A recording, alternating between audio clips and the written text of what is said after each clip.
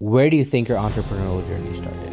And realistically, the biggest difference for me as an engineer, and it could have just been that a specific position that I had, but there was a lack of sense that the time I was spending was efficient. Did you just know you don't want the 9 to 5 and you were willing to figure out the rest? Business is hard enough.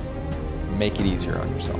Which one did you or do you enjoy the most out of private label, wholesale, Amazon, side hustle? I think a lot of people are like, well, I don't know Facebook, I don't know Meta, all that stuff. The power of post-production. Amazing. Fiverr is a very useful tool in Marketplace for experimenting, testing ideas. How much did it cost for the step where you're doing sketches, CADs, and you have something you can send to manufacturer? Hey guys, welcome back to Funds and Founders. Today we have on Tomer. He's been an engineer by training. You are the CEO and purchasing director at a company called Jump Boost. You're the co-founder of Side Hustle Games. You're also the founder of Sableflow, which is a secret whiteboard product. And you're the founder of Effortless Hire. Welcome to the show. Thanks so much, Avi. One thing I like asking folks is, where do you think your entrepreneurial journey started?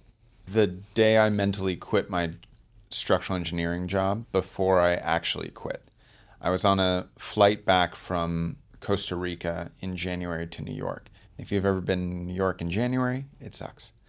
And there was something about that moment when I was in the airplane. I was not looking forward to going back. And I was feeling a sense of doom and gloom. And I was like, I shouldn't feel this way about going back to work, to home, etc. And in that moment, it solidified a lot of the elements that I had going, where I made the decision that I needed to find an escape path. And entrepreneurship had always been in the background. I'd even taken a class about it in grad school. But that was the key moment of decision that crystallized things. Did you know what you wanted to do? Did you have an idea, a product, a system, a vision? Or did you just know you don't want the 9 to 5 and you were willing to figure out the rest? I think I was focused more, as many entrepreneurs are initially, on lifestyle ideas, of being locationally agnostic, about being able to control your time and schedule and destiny. And realistically, the biggest difference for me as an engineer, and it could have just been that a specific position that I had, but there was a lack of sense that the time I was spending was efficient, in that sense of the more time I spent, I didn't actually build my capacity to earn wealth or grow. I was just spending more time. And that was directly correlated to hours and cash. And that goes back to, I guess, the wealth quadrant element of things, Kiyosaki. But the key difference for me was not a clear business model at the time. And I think over the last 10 years, a lot of lessons have been learned about business models. And when I talk to younger entrepreneurs or people who are considering it, the thing I focus on most is model. I think that the right model, you can win with the right model even when you suck. And that is a lot. Business is hard enough. Make it easier on yourself. Makes sense. And when you say model, you mean business model or fundamental operating principles of whatever you're building. Correct. What is the cash flow model? What are you selling to who? Yeah. And how are you packaging it? And how is that being structured? Makes sense. So how do you go from engineer to, your first company was an e-com company, right? Yeah. So my path was, I was a structural engineer, and I'm still a licensed civil engineer by trade. And I was undergrad that in Massachusetts. I went to Columbia grad, which brought me to New York, and worked there for several years doing essentially skyscraper design and rehabilitation. And then I switched to e-commerce and focused on initially what's called private label, which was basically just slap your label onto something. But from the beginning, that didn't vibe well with me. I always wanted to improve products and make things my own and customize them. And so I started a bit of a brand there. That very quickly, I realized that I was fighting a very uphill cash battle. And that is still often the case today, unless you are smart about launching to an audience. But I pivoted. I basically broke even on it as a sort of MBA crash course through Hard Knocks, and switched over to what's called a wholesale model in the Amazon space, where you're essentially buying products from other people at a wholesale price and selling them for retail on Amazon, and you have a margin. It's the same way pretty much every other retail store that you see in person works. From there, I built that out for about 7 years to a 7-figure business. And around that point, we built more exclusivity with the suppliers and buying directly from the brands by providing them essentially free marketing services. So again, more MBA through Hard Knocks. Yeah. At that point, we launched our own brand and product line on Kickstarter. And that was called The Secret Whiteboard. Yeah. And depending on when this comes out, we'll be back in stock because we sold through. But that was a successful Kickstarter by Kickstarter standards. We raised $250,000 there and 1,400 backers, and then sold the other half of that not too long after. But throughout all that, you learn the different elements of physical product growth, which is sourcing a product, understanding your marketplace, understanding all the elements that it goes to taking raw materials to a product, to getting it fulfilled to a person. Yeah. And you learn to wear every hat, and you learn which hats fit better than others for you. The path after that, to just clarify, throughout that whole process, my team was mainly myself and virtual assistants. Primarily from the Philippines. And that first virtual assistant is still with us today. She's fantastic. But the team grew and swelled and contracted, and we learned a lot of lessons. And we built the engine for hiring those people. And then I was helping enough other entrepreneurs get their own VAs as favors that I created an agency around that. Enough people were knocking on the door that I was like, there's something here. And from a business perspective, it's lighter on the cash flow element of it. In an agency sense, you often get paid all or upfront some cash to perform the service and provide the service and maybe have recurring revenue. Whereas with e-commerce, you're often paying upfront. Even when you're paying for the goods, even if you have terms, you're usually putting up your cash and then selling through it at a later point. So it's very much a difficult thing to do if you're not able to manage your capital well. And that has changed my life significantly, but also changed my energy because I get to talk to people and basically give good consulting advice and opinions and ideas throughout that whole thing. And that's called Effortless Hire. Nice. And that's my primary focus today, alongside the relaunch of Sableflow. And we can talk about side hustle later and maybe even play around. Yeah. So before we dive into the journey, you mentioned 4 different businesses roughly. Which one did you or do you enjoy the most out of private label, wholesale, Amazon, side hustle, Sableflow, Effortless Hire? Because I want to say some business principles are probably related and carry over from company to company, but fundamentally there are 4 or 5 different businesses, different business models, different customer acquisition. So just before we dive into journey, what did you enjoy the most? What was the most? I think there's elements of each that I enjoy the most, right?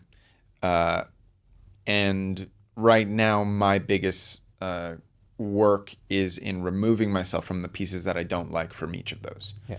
But from a physical product perspective, I'm still an engineer and a designer at heart, and I like physical, tangible goods. 100%. And so customizing things, creating products that are new, working on inventions and patents, really scratches an itch of like, I made something new and people are using it and they like it. That element I love. From Effortless Hire, what I really enjoy is getting to learn about people's businesses and learn about their work styles and problem solving for them. And that is a very different sales cycle than wholesale, where you're kind of just calling and saying, like, en masse being like, hi, can we buy your products? Can we sell them? No? Okay, goodbye. Being persistent there, but there isn't, I think I enjoy a consultative sales element, but I think I just enjoy consulting more. And so that's one of my favorite parts about it, is making my friends rich by helping them solve their problems. Makes sense. Yeah. So going back to your journey, you're an engineer, you go private label. Why get into e-com? What was that notion? What happened? Why did you decide to go e-com? Because it seems like two very different worlds to me, and there must have been something that gravitated that direction. The element for me at the time, the logic was I still wanted to be involved in physical things and goods, because I like tangible things that I can feel and touch. The reality of it is not necessarily having mentors or knowing where to look for different business models or understanding that, and kind of reaching for podcasts and YouTube at the time. And, shout out to like Scott Volker and some of those early podcasters who were really focused on different Amazon models. Yeah. And, they're very good at inspiring people and helping them find paths in that regard. And I think that was the main thing. I've always learned through audio and video as much as possible. But I think if more people think about what is the business model around what your life will be like for the next several years, that will help their decision, because different people come from different resources and also come from different, and when I say resources, not just financial, some people have an audience, some people have access to that, or to friends with different skill sets. And so being able to identify what you have, where are your strong suits, will make you more successful. And I think potentially, if you can identify more clearly where you may be best to partner with someone, it can often also be the case to fill in the gaps of your skill sets. Nice. What's one thing about private labeling that folks don't tell you, that you can't look up, you can't Google search, but you realize after getting into the weeds of it? The speed to market is one of the more difficult things when you're starting out. And building all the infrastructure and engine for churning out products is the difficult thing. So when people are in the private label game, which I'm not really involved in as much anymore, when you are doing the research and seeing, wow, there's a golden nugget of a niche or pocket here, there's another 10 to 20 people minimum who are also looking at that and also are going to potentially take action. And you're not going to see them until that time when you've already taken action and maybe brought that product to fruition. Yeah. Because visibility comes with physical product on the marketplace on Amazon, right? Not saying I have the idea doesn't actually hold anybody's space. And so understanding that when you are doing the research and you are seeing the gap, so is somebody else. Yeah. And what is your speed to market, and what is your ability to compete on a marketing perspective or a pricing perspective at that time? And anticipating those elements is something that I think a lot of people don't make that a realization at the moment. Because it's, again, like you mentioned, heavy upfront investment. And it's not like, oh, let me watch this play out and then I can put more money into it. Because you need your first version, you need your first order. There's a bunch of work and time that goes into it. Especially in the beginning, your speed to implementation and to getting into the market is much longer, right? Nowadays, I can be pretty fast about getting a version or some element of it, or even testing the market before I dive in with a product. Yeah. Right? And my biggest recommendation to most people is, if you're going to test an idea, okay, make a landing page that just collects emails and create a mock-up ad and deliver it to people. See if people click. See if they sign up. Yeah. That's a very inexpensive way. And people are like, oh, it's going to cost me $300. Like, it's going to cost you $30K in a few months, and you're okay to spend that because it feels different and it maybe isn't a public gesture. And I think a lot of times people are more comfortable spending money than being public. Yeah. And if you can get over the fear of rejection to your idea in the marketplace, not to friends and family, but to strangers, then you are going to be able to find products and services that actually solve people's needs and that people want to buy more easily. But that does take some energy. 100%. Random story I remember. I have a friend who's in a big tech company. He partnered with someone who's like, let's order rugs from the Middle East and we'll sell luxury rugs. I think they spent 40K.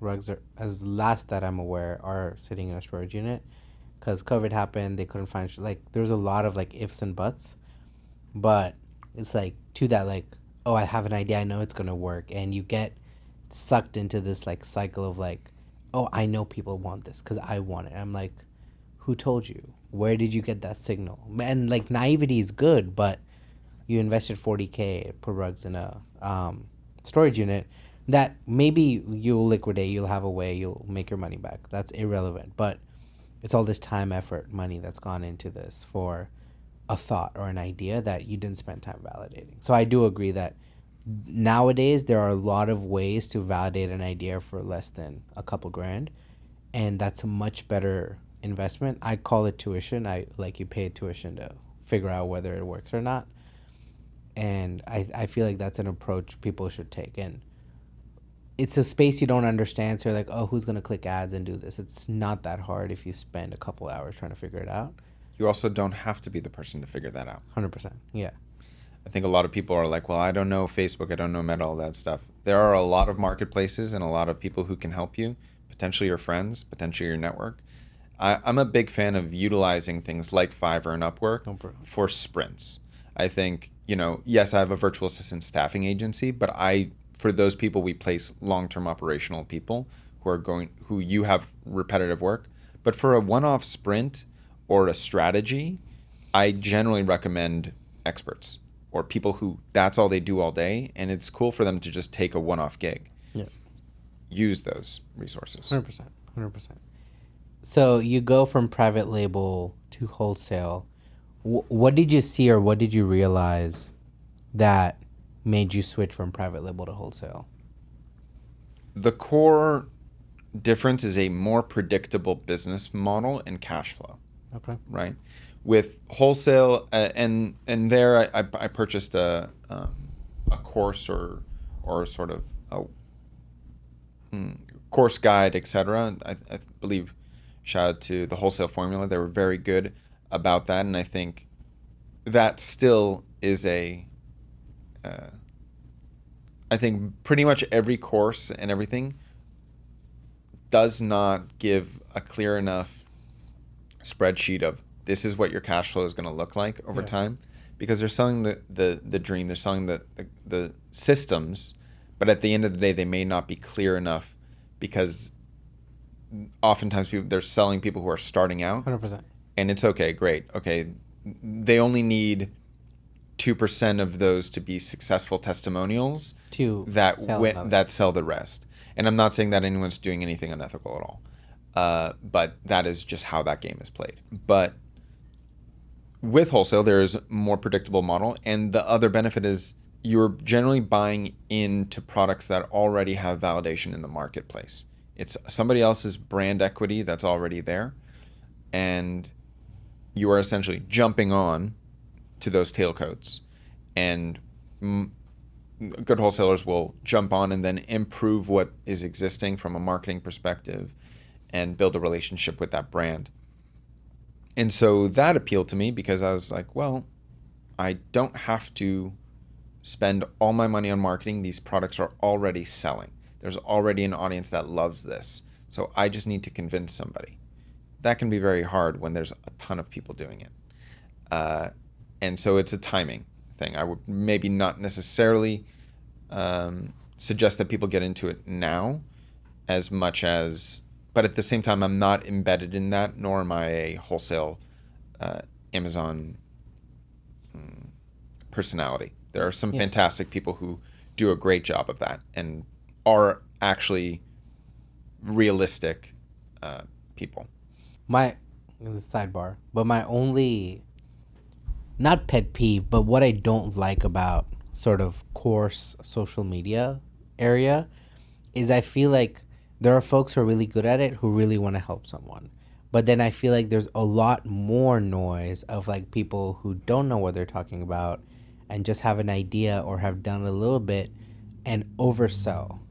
And I feel like there's a very clear line, but for someone who doesn't know, they go to where what they'll see the most, what has the most social brand equity, because they're doing a lot of content production, TikTok, shorts, whatever, right? So you just see that person's name a lot more, but they haven't really gone through the motions. They haven't done it. They don't know the ins and outs like some of these other courses you're mentioning. And I feel like that's the one just random pet peeve that I have with like courses on social media. To crystallize that a little bit, I think a lot of times the people who are the loudest, you think they made their money through this product or service or business model. But now most of their money comes from the educational element, which is great. And that's fine.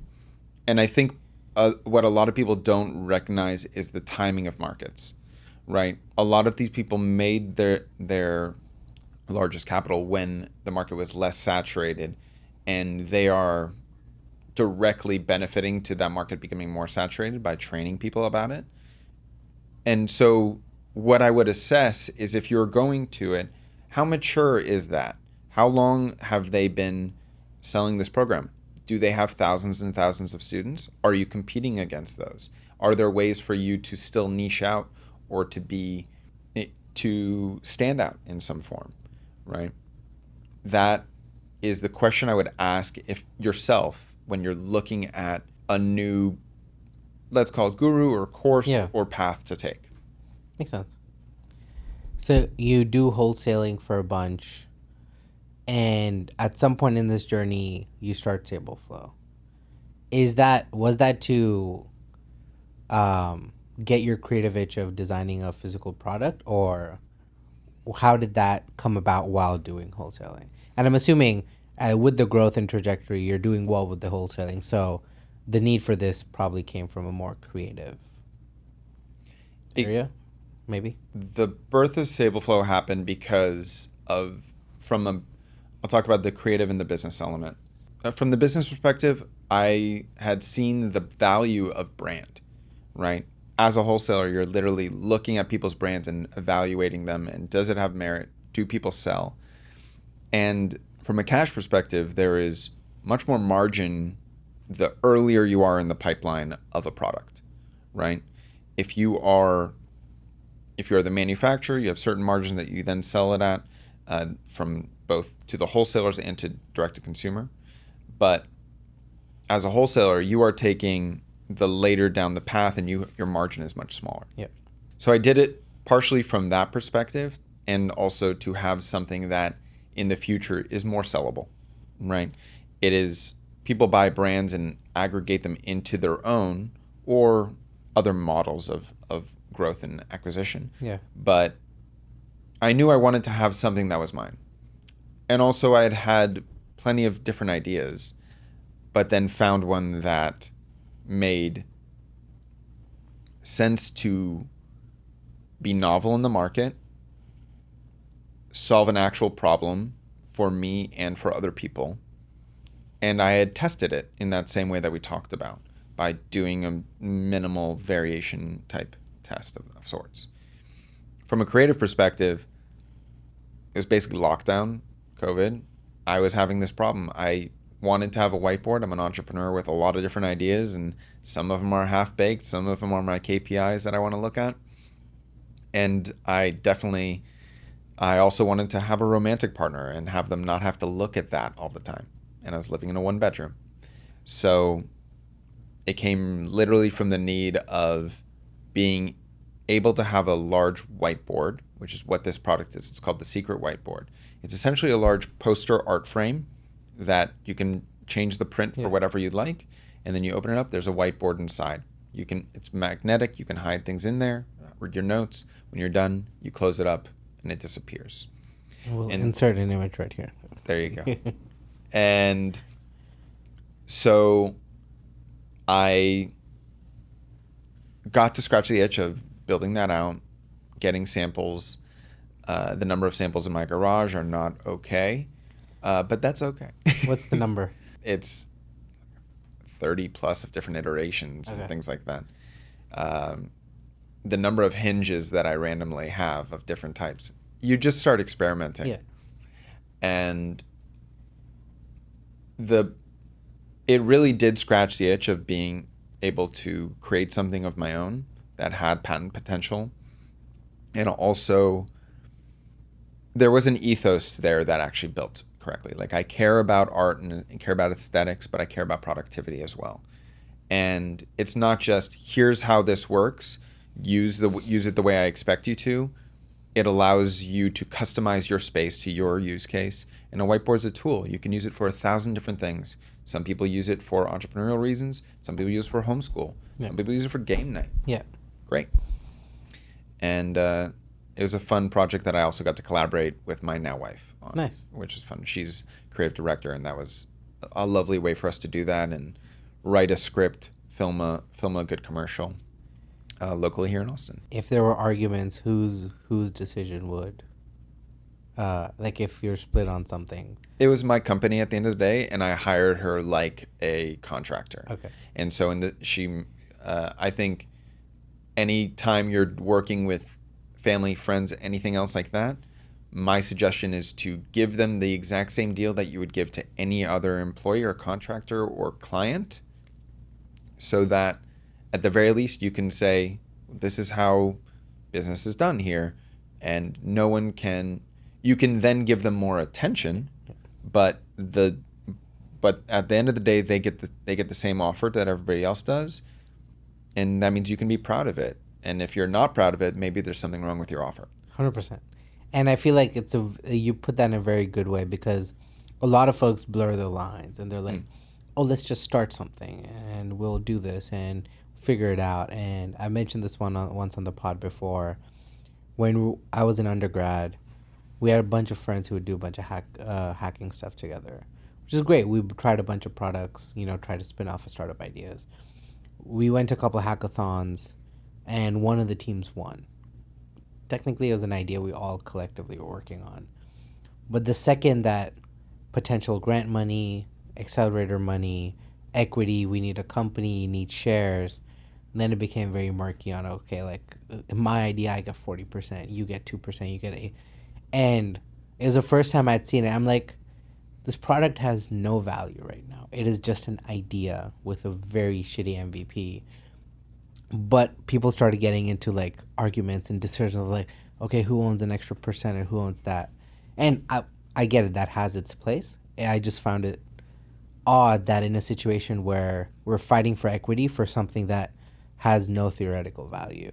And it said a lot about a lot of the folks on what they care about more. But it was just a very interesting scenario of you start out with blurred lines and then stuff gets even harder to decide down the line. So I like the way you put it of be very clear with the relationship, who owns what, who's the decision maker, how are conflicts resolved, what's the offer, what's the engagement. Doesn't matter whether it's your partner, wife, or a friend, right? I think that relationship can get super murky if lines are. Yeah.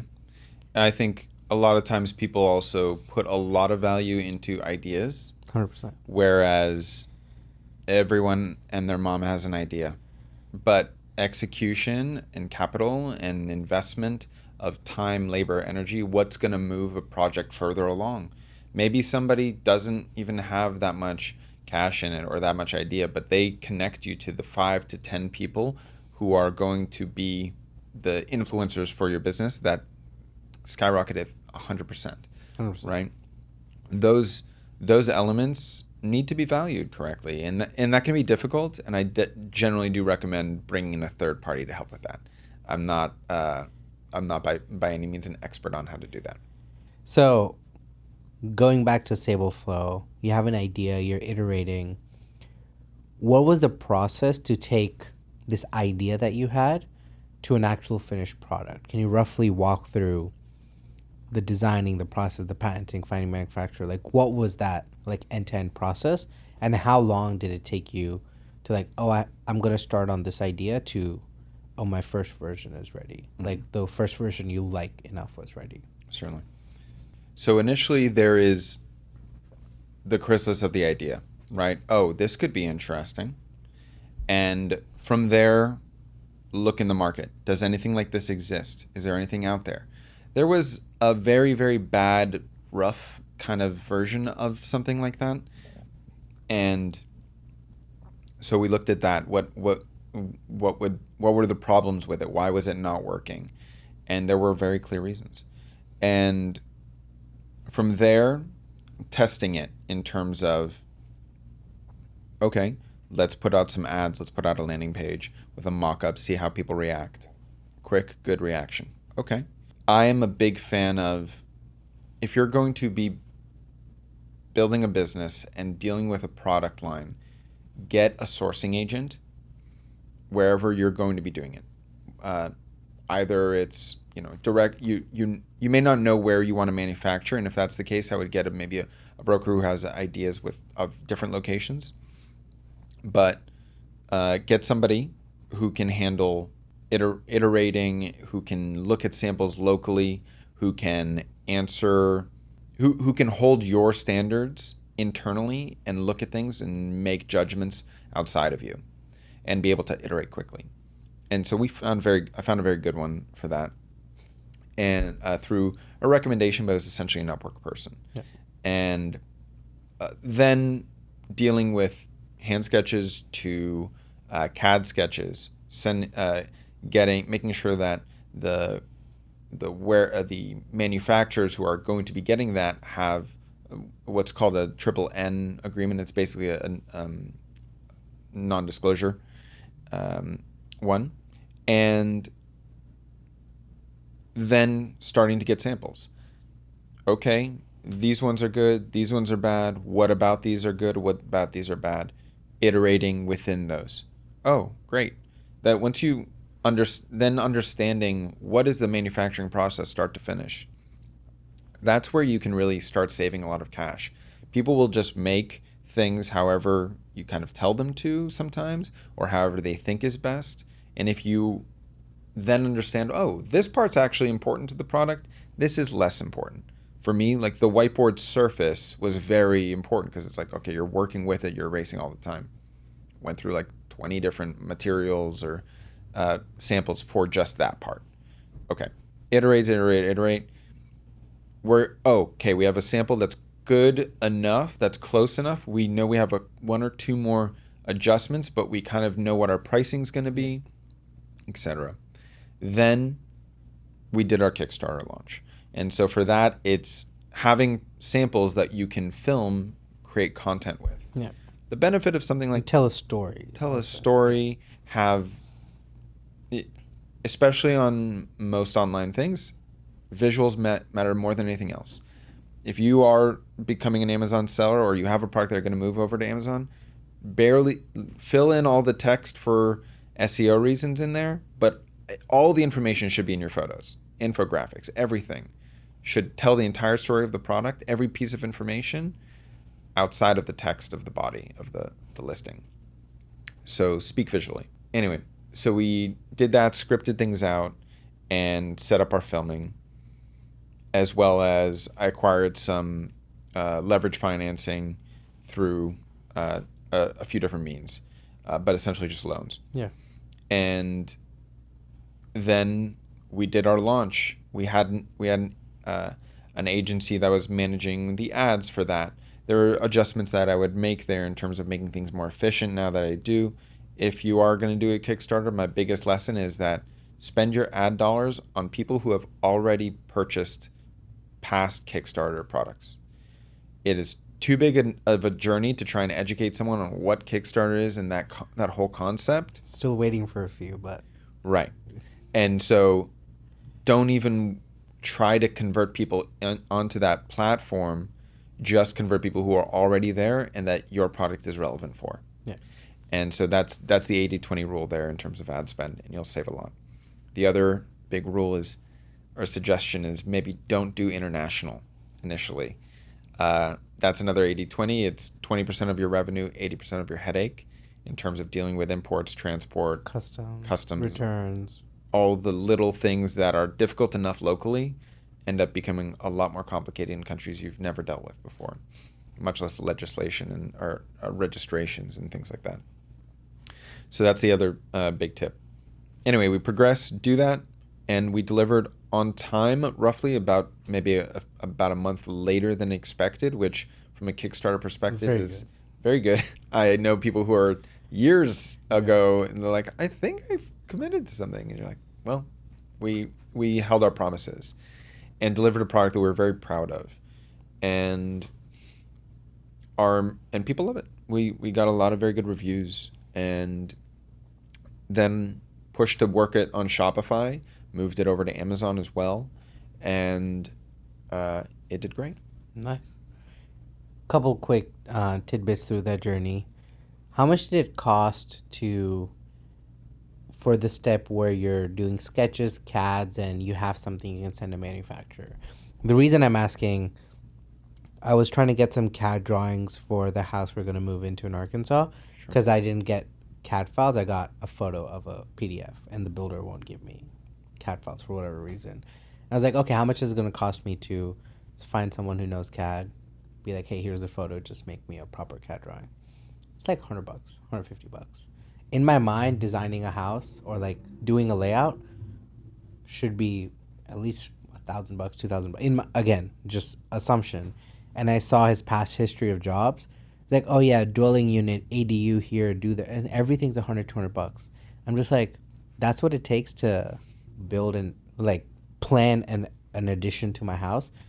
Because again, not knowing the space, in my mind, the barrier is so high. That's why I just wanted to context. But how much was that? Yeah, definitely. I'd say because I was making a 3D model that had a lot more, I'd say, tighter tolerances than that, and was also a unique product, right? An ADU, a living room layout, those are things that they've done 1,000 times and have templates for, and it's very standardized. So for a brand new product like that, even though it wasn't that complicated, there were elements that needed to be adjusted. And so start to finish with iterations, I'd say like six to a K, something like that. Nice, not too bad. And now you have this CAD, you're actually building and getting iterations of the physical product. Correct. How much does that process, ballpark, cost?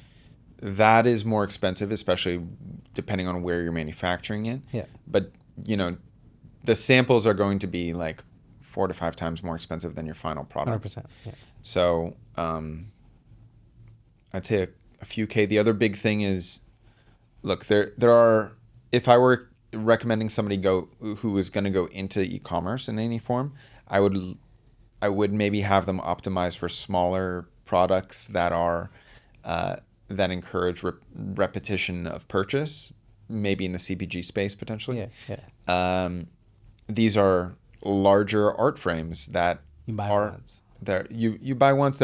We have other products that people will be in our ecosystem for, to like decorate and build their space out. Yeah. But it's also heavy, and just getting the samples in, just having it shipped over is an extra $200 per sample. So a couple thousand on that to make it work. And there is a benefit then to having that sourcing agent locally, because it can go, elements of it can go to them, or they can assess it in certain variations before they send you every single sample. And that can save you actually a lot of capital that people don't expect. Yeah. And that's a good segue, because I was just going to ask, how do you decide what iterations to make on each version? Because every iteration is a couple days, a week, whatever the time to build is, plus the shipping time, plus your time to review, get them back. So now basically every iteration you're doing is roughly 5 to 10 days added to your process. Mm-hmm. So how do you decide what iterations to make and how many changes to make on each version? Because you're changing so many variables, it's hard to know what's working, what's not working. I think I knew pretty clearly what I wanted. Yeah. It wasn't as much like, oh, let's add this feature. It was more quality of construction and elements that mattered like that. And so, yes, I was trying to fix all these variables, but each variable was not necessarily dependent on the next. Got it. So like, quality of material here is not necessarily dependent on the quality of this other material here. And then construction tolerances, does it fit? Does it stay open? Does it stay closed? What is there glue on this stuff? There's part of it is kind of whipping your manufacturer into shape to make sure that they understand your standards and you're not going to settle for crap. Yeah.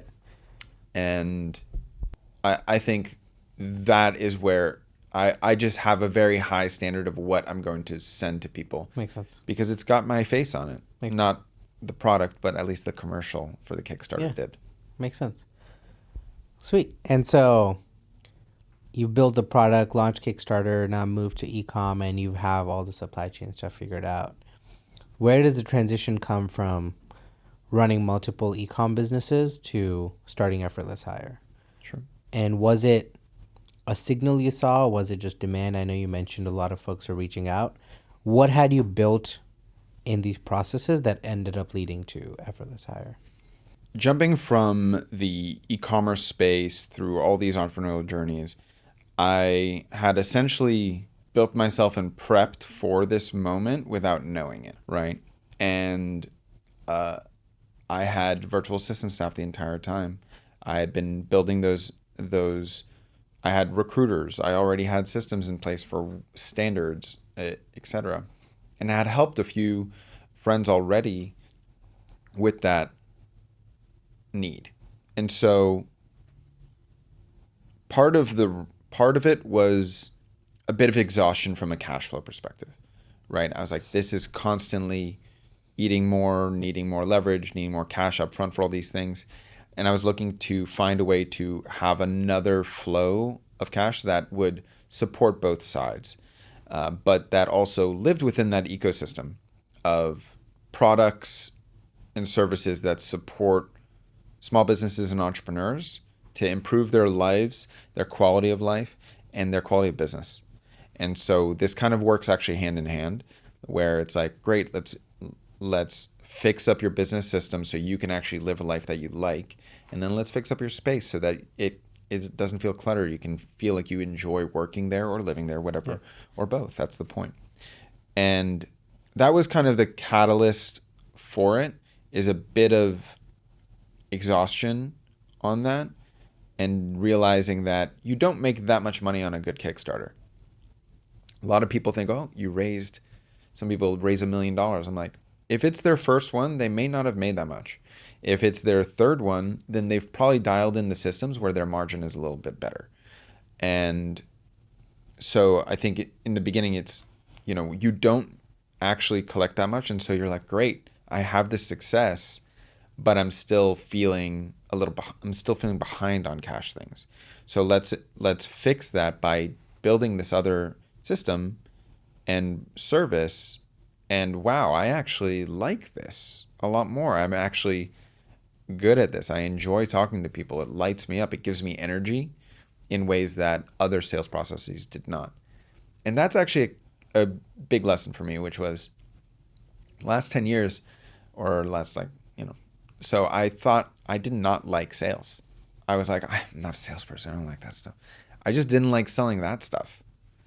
Finding the right product, service, the right thing that's aligned with you matters a lot. Some people are like, what is it? I got it. I'll do it. Boom, boom, boom, boom, boom. But if you're passionate about something, that energy seeps into every other conversation that you have. And yeah, for me, it finally gave me a good reason to network, and I love meeting new people. Nice. So it works out. In working with a lot of businesses, helping them staff, VAs, create SOPs, what's one thing you see a business owner or an entrepreneur getting wrong often across the multiple clients that you've had? I think the biggest shift that we have with our clients from, start through the first, let's say 3 months, the biggest growth point for most of them is shifting from delegating tasks to delegating objectives and goals. I think a lot of people think, oh, I'm hiring someone to just do A, B, C, D, and every day they have to somewhat micromanage, they have to give new tasks, and then they worry about not having enough to give to that person. the shift over to being clear on your North Star of what your core objective is as a business, and then for each teammate or department, let's say, that will free you up so substantially, because then people don't have to ask you for what should I do today, boss? Instead, it's, I know what we're trying to achieve. I can go hunt down new ideas, new plans, new projects that will support that. And they bring them to you and you go, oh, that's a great idea. I didn't even think about that. And they're like, yeah, well, I'm this close to it every day, so I see more of it. And that's the biggest shift, is instead of just thinking about the individual tasks, think about your larger objectives and what the core responsibilities when it comes to what someone is to improve and grow for your business, and what that their part of it is. Makes sense. What's one common misconception folks have with just offshore in general? I think people are surprised often by the level of skill set 100%. and education and the level of English that people can have. 100%. These are people with, bachelor's degrees. These are people with years of experience doing stuff that you have just started doing. Yeah. And are able to do more of it at a higher level than you are, and you'd be surprised at the place that you can do it. Oh, I can do all that for $1,000 a month, for $2,000 a month. Wow, you can free up so much operational time that you can focus on big decision points that you didn't even think needed your energy. But if you were able to spend a couple hours on a few bigger decisions on a daily basis, your business is going to move so much more forward than if you did that once a month, right? Because you're paid for the difficulty of the decisions that you make. And the more of them that you're able to do, and the better that you are at them, which is often a leveraging of time to spend on that, the better your business will be, and the more likely you are to succeed and have the life that you want. 100%. I think so many times, and maybe this is just ignorance, folks will come to me, and I do software services, right? And they'll be like, oh, do the guys speak English? And I'm like, yes, there is a big part of India that is not English first, but more than 50-60% of the developers and the tier 1, tier 2, tier 3 cities in India are now English medium. They speak English. They grow up seeing Western shows. And just the idea that your first concern is that, oh, you don't speak English, and then they're not going to be able to communicate with a dev who's been doing this for 20 years. And it's just, maybe it's misbalanced, maybe it's they've had a bad experience, but everyone enters any conversation with me with, hey, I'm doing this because I like you, not because you're doing offshore. I'm like, you can't have the best of both worlds. You can't want the 20% cost plus the 110% service and not understand who you're working with and what the audience is and what the skill set is. And I think it just comes from stories people hear, like, oh, this guy did this, that guy did that. I'm like, that's like 1%, 0.5% of the industry. Yeah. But that happens a lot.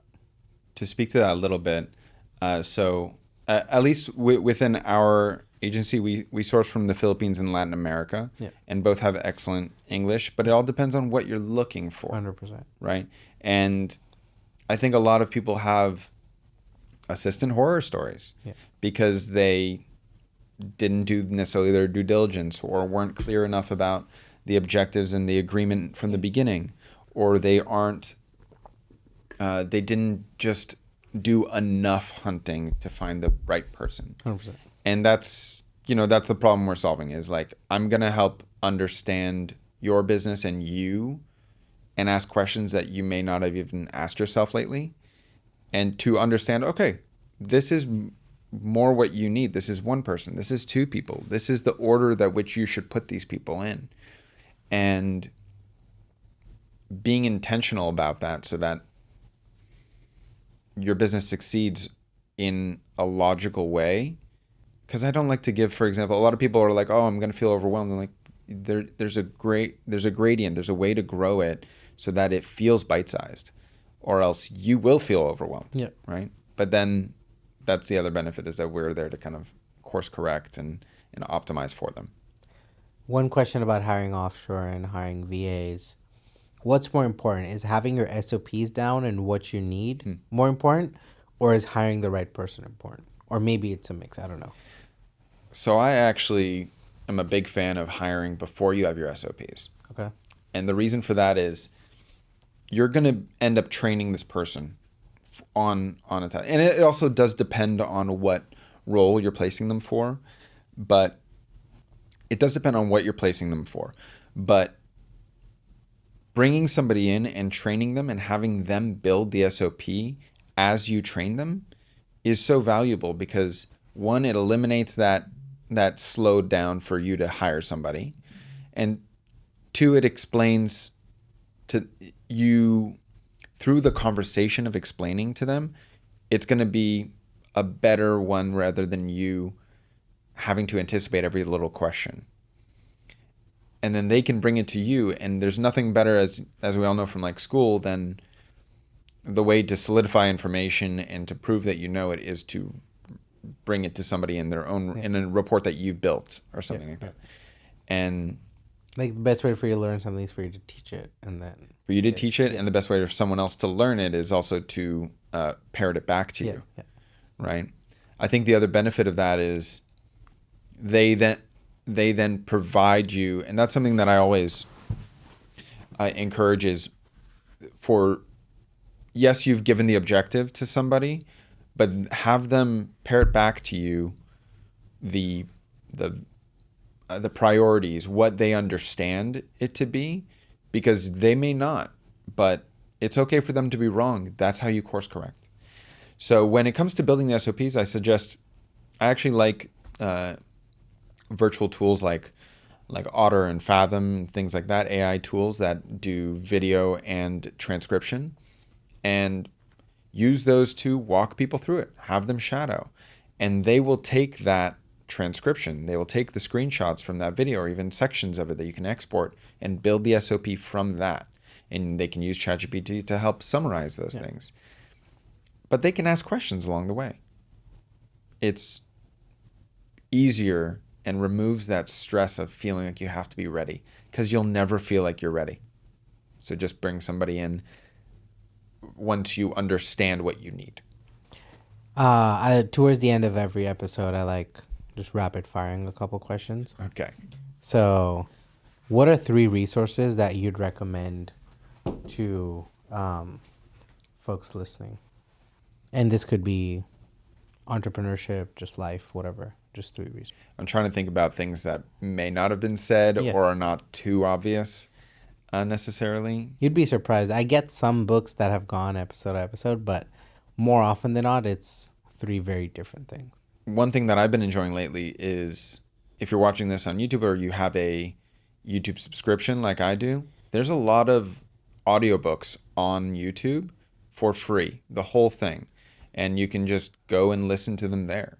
And I did not know that. Yeah. So go, if you've been like, oh, I've been waiting to read Think and Grow Rich or whatever the classics are, there, it's fully there, as are fantastic longer summaries, an hour or whatever. That might be a great way for you to take that and do notes. So look up audiobooks there. Usually it's from people long ago who've died. But those are the classics that everyone mentions anyway, and is kind of standards for you. All new books are just rewrites of the old. Steal like an artist, right? Yeah. And so I think that's a really valuable one, especially if you already have a subscription, so you don't have to listen to ads. It's a great way to do that. And it saves your spot anyway. I do think, Fiverr is a very useful tool in Marketplace for experimenting, testing ideas, getting like a delegation under your arm a little bit. I'm using the wrong phrase there, but getting some reps in it, right? And you basically learning how to get someone to accomplish your task and like going through that motion. Yeah, and you don't have to do it for business. Do it for a birthday thing. Yeah. Just be like, I want to make a birthday card or video or something for a friend. Great.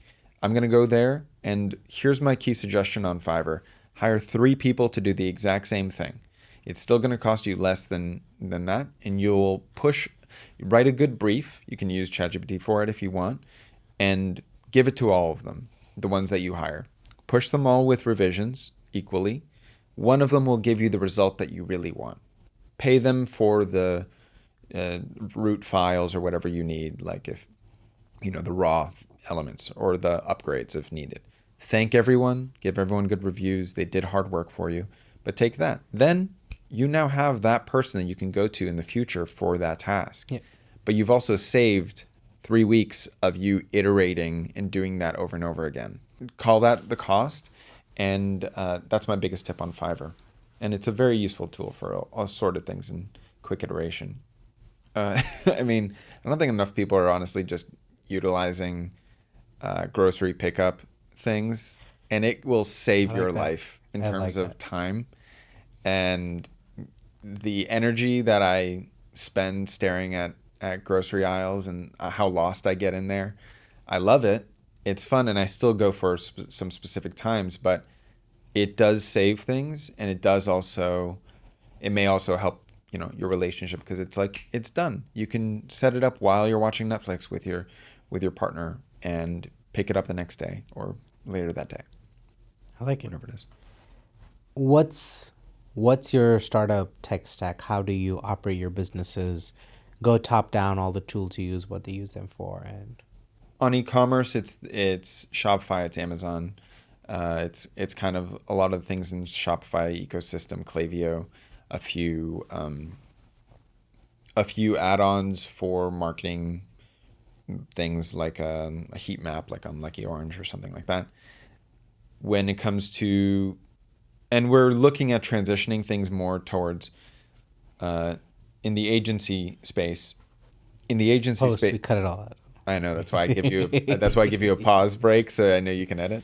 In the agency space, we are currently, I think Stripe is a fast setup, get it going, and we are building on improving our onboarding and internal wiki for both the virtual assistants and for clients. Nice. On Notion currently, but I use ClickUp for managing the recruiting teams and all the interviews that we do for the virtual assistants to place that. Nice. It's also our CRM, at least at the moment. We're probably going to be later on transitioning potentially to something a little bit more holistic, like a Go High Level or something of that nature that kind of has everything in one. And then G Suite for pretty much everything else. Nice. Yeah. Pretty simple. I do this segment where I ask everyone a question from a previous guest, and I'll ask you one for my next guest. So your question is, what is your favorite story that you would like to share from your entrepreneurial journey? And ideally, something you haven't shared before, but it's nicely vague. It's a difficult one to a certain extent, not negatively. I don't know if I have a favorite story. Something that comes to mind, I'm trying to think of, because I don't think business success is that important. Those just come along the way. Failures, we've kind of talked about a little bit.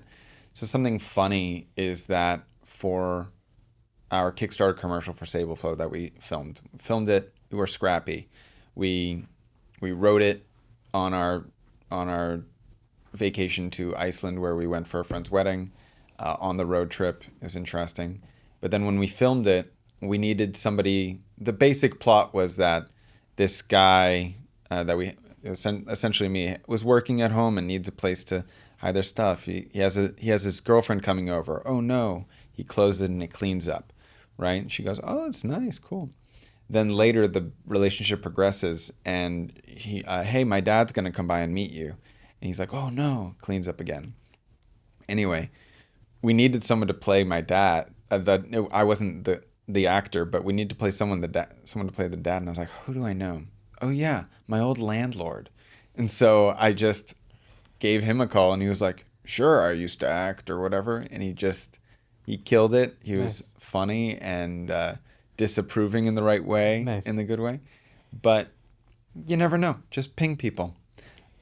I think another good story that comes to mind from that. I think people underestimate the value of their existing network. When you're first going to launch something and you're going to put your name behind it, you're going to say, this is me, I'm planting my flag. Collect every email address you've ever interacted with in your personal, business, whatever it might be, and say, hey, this is one time. I'm going to be sending this out. This is everybody. If you're interested, please join. If not, no worries. Here it is. And that's what I did when I launched Sableflow. Nice. I was as loud as possible to everyone I knew in my email address book, people I've never talked to in a long time, random high schools, doesn't matter. You're going to be a new person after all this. Your relationships will change, etc. If you can stomach it, you'll be surprised about the people who go, wow, pretty cool. You know, the people who won't respond, the people who don't care, and it won't matter anyway. Yeah. Most of them aren't You're probably never meeting them or seeing them. Yeah. They weren't important anyway. And if they say, oh, this is a bad idea for this one, you go, oh, what about it? That's feedback. 100%. Congrats. You now have feedback that 100%. You didn't have before. Nice. So be clear, be methodical, but then swing for the fences. 100%. I 100% agree. I think the only thing that pushes people back is optics and what is someone going to think. And you get stuck in your own bubble. And the other person could care less. But I agree. That's a really good. Well, I commend you, Abby, for putting this together. This takes optics. This takes energy and commitment. And I'm impressed. What's your question for my next guest? And right now, I don't even know who. What or who is a surprising connection from your past that became important, or a client, or an important, or a leveraged business relationship in the future that you didn't expect?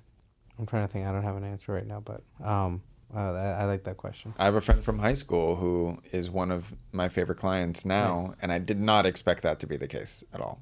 Nice. Good friend. Thank you for coming on. I think we could go for another hour if we had the studio, but I really appreciate the conversation and the time. And what can we plug for you? What can listeners reach out? What can we put in the description? Where can folks touch base, learn more about Effortless Hire? Absolutely. Effortless Hire, you can find us at effortlesshire.com. And just, if you're curious, just set up a call. There's a link there to meet with somebody, either myself or one of my associates, and we'll get into it. Let's be curious about what's happening in your world and find a way to improve that.